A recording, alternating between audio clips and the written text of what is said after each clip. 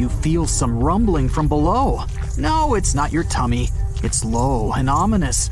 You look up and see strange lights hanging above the ground. They look like shimmering balls of light hovering high up in the sky. Your throat goes dry and you gulp. That's what they call the earthquake lights. This phenomenon is poorly understood, but witnesses say they've seen it in different shapes and sizes. It could be in the form of light balls, sheet lightning, streamers, and a steady glow in the sky. Soon after, a strong earthquake follows. Scientists can't explain why those lights appear, and they don't always do either. Some believe that's a reaction of underground gases released into the atmosphere.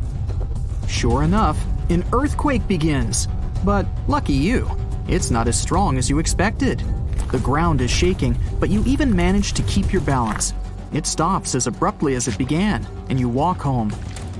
On the way home, you see a flash and hear a whip crack. Lightning has struck a lone tree near where you just stood. It's caught on fire, and there's a column of flames rising to the sky. Still no rain, and the pillar becomes taller and taller. Have you heard of such a thing as a fire tornado? These phenomena occur when the wind is caught in a circle close to the ground because of the difference in air pressure. Such mini tornadoes are usually easy to notice. Small rubble, dust, sand, and leaves rise into the air and start flying in rapid circles. But then, if there's a source of fire nearby, the funnel can catch it and blow it stronger, like bellows. The flames go round and round, reaching ever higher and eventually creating a swirling, blazing tower. Luckily, fire tornadoes are short-lived and don't normally cause much damage. But don't try to hide from the storm under that tree. You can find this unusual plant in Florida and in some parts of the Caribbean coast. Externally, it doesn't look special at all. A gray trunk, green leaves, and fruit similar to small apples. What you must remember is never to pluck these apples and never stand next to the tree, especially if it's raining. This is the manchineel tree, which is considered the most dangerous in the world. Its trunk, bark, branches, and fruit contain poisonous juice. One drop of this corrosive acidic liquid can harm your skin a lot. The tree can secrete this juice, and if you accidentally touch it, you risk burning your hand. When it rains, water droplets fall on the tree and mix with the poison. Water can also bounce off the bark and get on your skin. That's why you shouldn't stand nearby either. There are almost no other shrubs or mushrooms growing around. Animals avoid these trees, and people don't chop them and don't pluck the fruit. You can't make a bonfire from their branches. Burning wood emits poisonous smoke that can damage your eyes. Locals know this tree well, but tourists and travelers might accidentally get harmed. That's why most manchineel trees are marked with paint or have a warning sign. In western Venezuela, locals living close to the Catatumbo River aren't afraid of lightning because they see it almost every single night. It starts at around 7 o'clock and doesn't stop until dawn. The everlasting Catatumbo lightning did once stop for a few months, from January to March 2010. It was probably due to drought, or maybe the charge ran out. In 1991, a scientist suggested that the phenomenon happens because of cold and warm air currents meeting in the area. Another theory is that the lightning could be due to the presence of uranium in the bedrock. Not all lightning happens inside clouds. There's a rare phenomenon called a dirty thunderstorm. The lightning happens above a volcano. The most famous is in Japan. It erupts almost every day and spits black clouds high into the air. So it's super scary volcano clouds plus lightning. Whoa! Regular lightning happens during a storm when ice crystals bump into each other.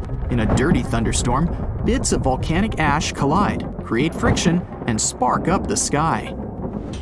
In the hottest and one of the driest places on Earth, Africa's Danakil Desert, temperatures often rise above 120 degrees Fahrenheit.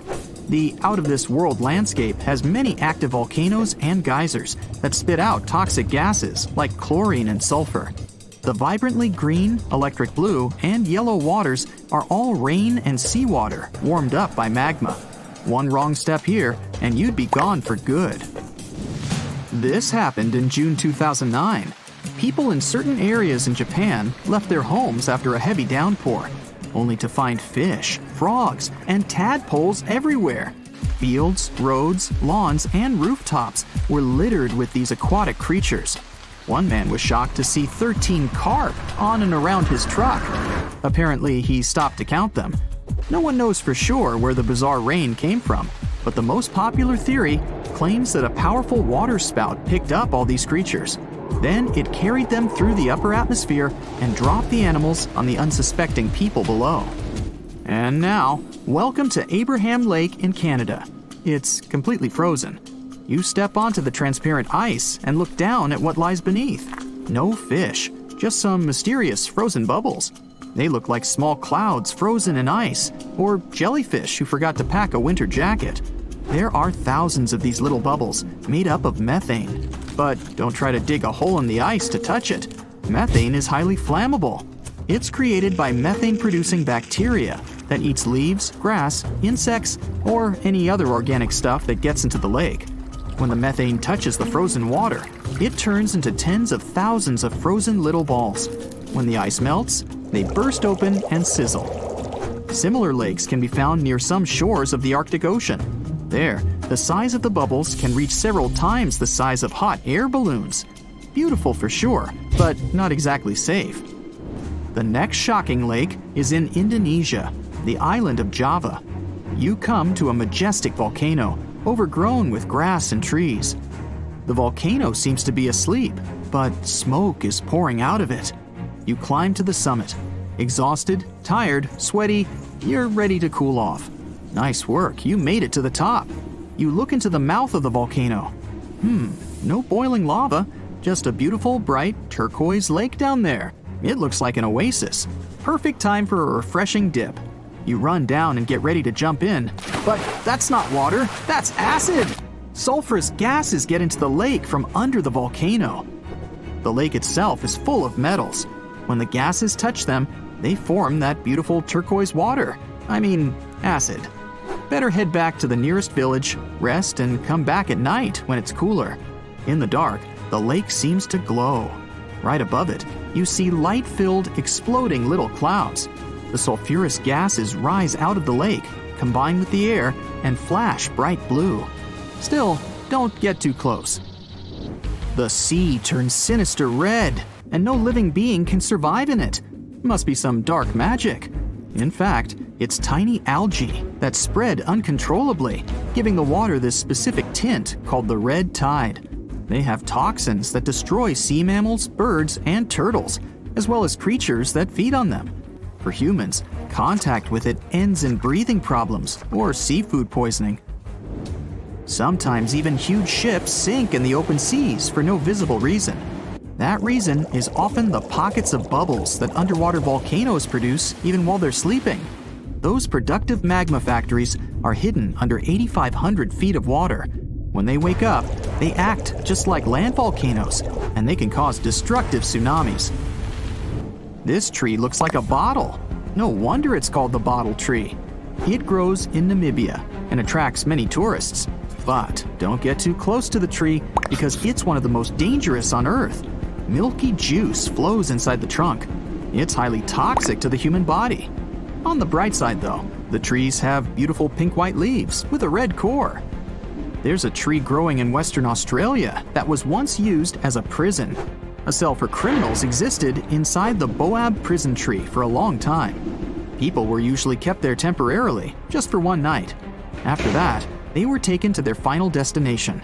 The prison was built more than 1,500 years ago and has been perfectly preserved to this day. Tourists visiting this place can sneak a peek inside.